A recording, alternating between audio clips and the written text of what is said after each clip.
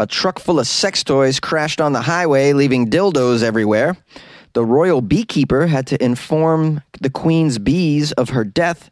And the world's first flying bike hits the U.S. These are the weird stories for Monday on Weird AF News, the only daily weird news podcast hosted by a comedian in a Los Angeles closet. I got 3 weird segments from around the world for you. All right, I'm psyched. Are you?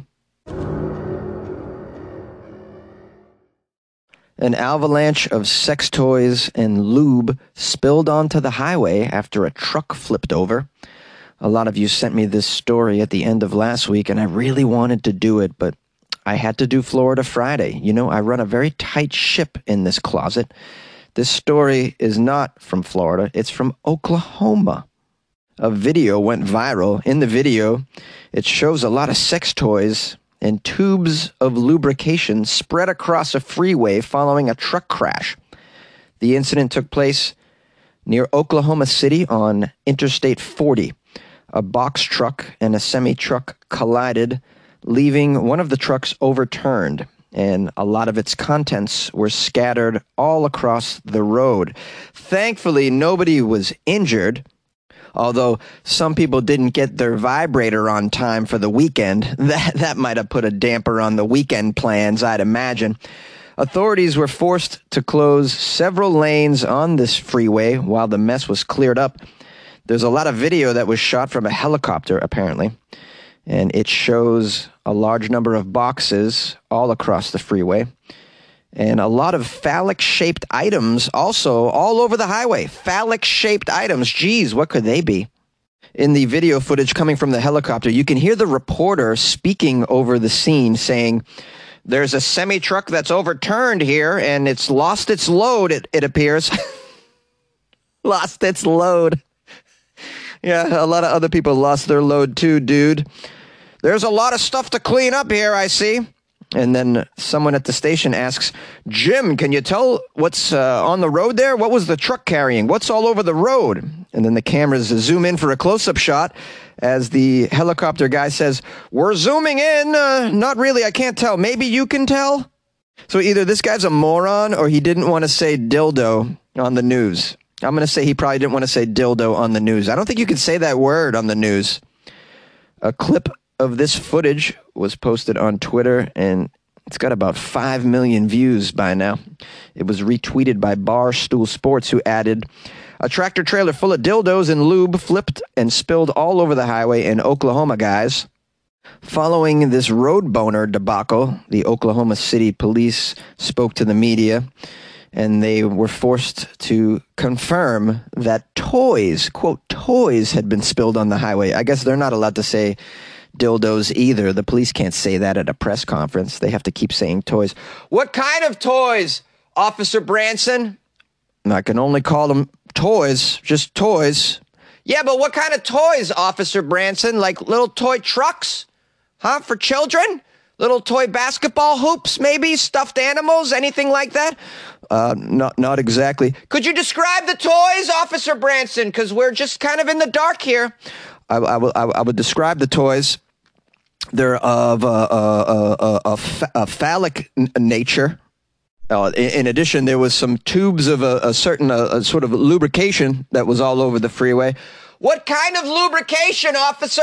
We need to know. I mean, we're reporters here. We need the details, in other words." It's a kind of lubrication that you would use with those phallic toys that were also found on the freeway. "I'm not following you, Officer Branson." "All right, there are dildos on the road, man. Dildos and lube all over the place. I mean, sheesh." Of course, on Twitter, many people saw the funny side. One person tweeted, "Hey, if you're a male in Oklahoma, you may want to take this opportunity and splash on some Brute and iron those Wranglers and hit the town. There might be a gaggle of lonely women popping up in various places this weekend." Now, this is funny. In the middle of the article that I'm reading about this story, it says, "You should know vibrators may be beneficial for women's health, according to a recent study which posed the question of whether it is time for physicians to start prescribing these devices as treatments." First of all, I didn't come across that study. This is just thought they'd let you know that vibrators are good for your health, man. In case you didn't know. Good for your life, man. When the queen died, someone had to tell the bees. This is a queen death story, and I was going to do it last week, but I did 3 in one day, and I thought, you know what? We can let the queen rest at this point. But I think this is a strange story, and I love bees. There was a report that the royal beekeeper had informed Queen Elizabeth's bees of her death. And of course, this received some mockery, but apparently this has been a tradition for centuries that when the queen dies, you tell her bees about it. As news of the death of Queen Elizabeth reverberated through the world, a headline over the weekend puzzled many on social media. The headline was, "Royal Beekeeper has informed the Queen's bees that the Queen has died."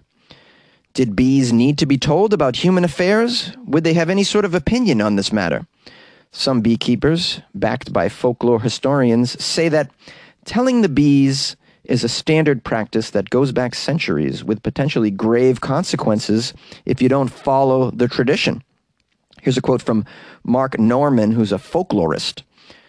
"Well, it's a very old and well-established tradition, but not something that's very well known, believe it or not.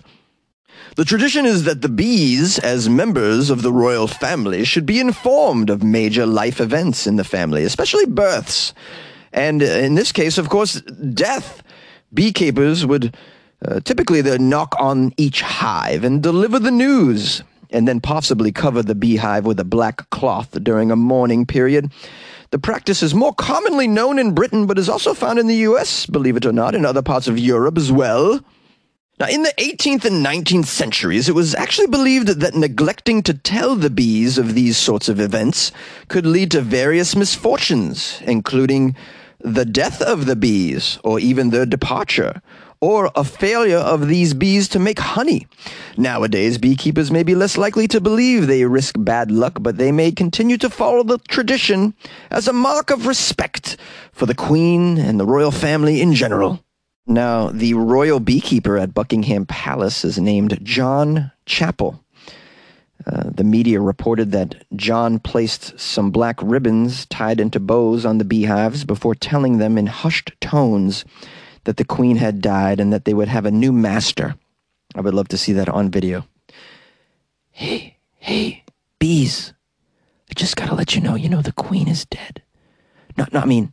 Not the queen that's in your hive, but the other queen. The lady that drinks a lot. That lady. The lady that never really visited you. She enjoyed the fruits of your labor on a regular basis. I made sure of that. But other than that, she really didn't give a shit about you. I'm just telling you anyways because I'm supposed to. Do you guys care? No? Okay, I'm going to put a black thing over your hive. Just don't freak out. Now, in this story, we have another beekeeper named Stephen Fleming. He's been a beekeeper for 25 years.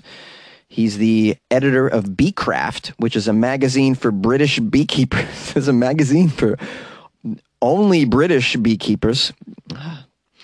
I'm sure it has a very wide circulation. Stephen said he once performed this tradition after a friend died. He went to the friend's bees, quietly knocked on the hives, and told them the news. He said it was just something that he thought his friend would have enjoyed. Well, that's the end of the article. It doesn't say exactly how the Queen's bees handled the news. I didn't watch footage of the funeral. Did anyone see the bees attending the funeral? Yay!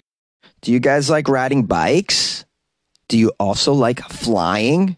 Would you like to fly with a bike? Well, good news! The world's first flying bike makes U.S. debut, and it's awesome. It's the sound of technology. See what I did there? The story begins with a question. Is this the future of transportation? A flying bike?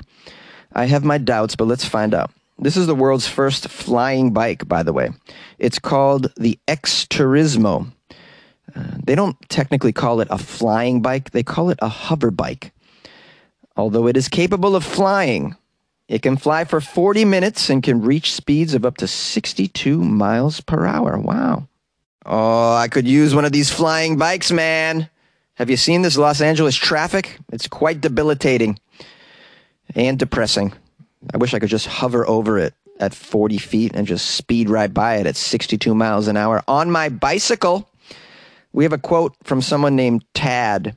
He is the co-chair of an auto show in Detroit. He says, well, I feel like I'm literally 15 years old, man, and that I just got out of Star Wars and, I jumped on their bike. I mean, it's awesome. It's exhilarating. It's not vicious, right? It's comfortable. It's really comfortable taking off and landing, so there's no jerky jerk, no jerky jerk. It's literally very, very smooth, and I just can't wait for the future. I'm so excited. Well, this guy, Tad, is a very quirky individual, but he's very excited about the future. I'm happy to hear that. Now, who built this bike?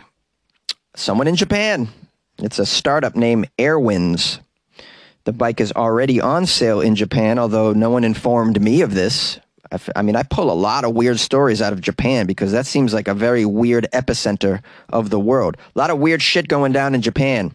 Weird technologies, weird lifestyles. People are marrying sex dolls. It's a fascinating place. Have you heard of the Poop Museum? That's in Japan. It's got to be weird. So these bikes have been on sale in Japan, and they released a smaller version, and that's for the U.S. I guess they can't trust us with the full version. How fast does the full version go? 100? Now we have the price of this thing. Whew. Can you guess how much this bike costs? You're not going to believe it. All right? If you guessed $1 million, you were almost right. $780,000 for a bicycle. That flies. It flies. $780,000. So if you were thinking of buying a flying bike for yourself, you have to consider you could probably at this price buy 2 small regular planes. But then, of course, you need, to get access to a local airport or runway of some sort. It sounds like you could just take off on your roof with the bike. So that might be more convenient. I'm going to do a search for a video of this bike because I'm curious to see it in action, and then I'll post that in the Patreon. Or you could just look it up yourself. It's very fascinating, and I too am excited for the future. It's nice to know that we're going to have flying bicycles, but no drinking water. Well, 6 of one, half dozen of the other, as they say.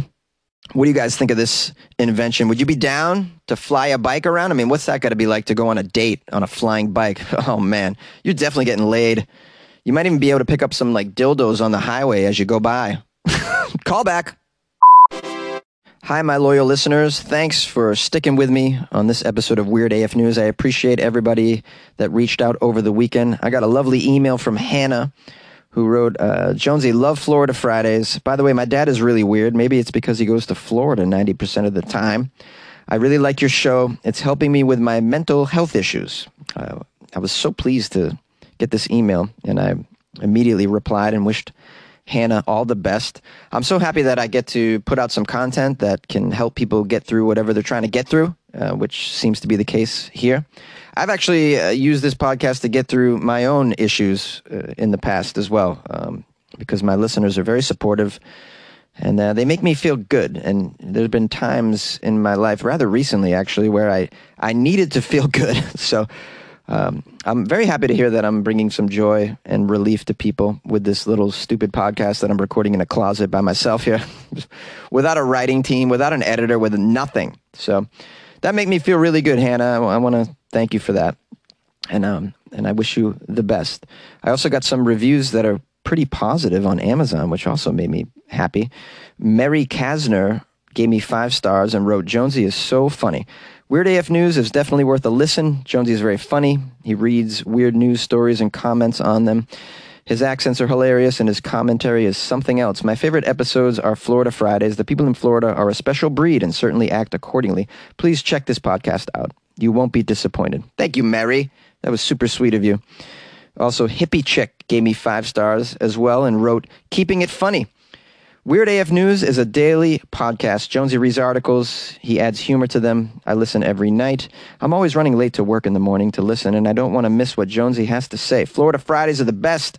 I lived in Florida for a quick minute a long time ago. I wish we had this podcast back then. Jonesy, you are awesome. Thanks for making me laugh. Peace and love. Stoned Dweller, a.k.a. Hippie Chick. Wow, pretty cool. The reviews that I got, because I got a bad one last week, so I love to get some good ones. And I appreciate you guys actually taking the time to write a review. I mean, I know it's not that easy. Some people have emailed me. They're like, I don't know how to do it. And I got to be honest with you, I don't really know how to do it either. I think if you got an Amazon account, you just search for Weird AF News. It's part of the flash briefings that they offer through Alexa. And I assume you can just write a review right there. Maybe I should write a review of my own podcast and see how it works. Although I kind of feel funny writing a review of my own podcast.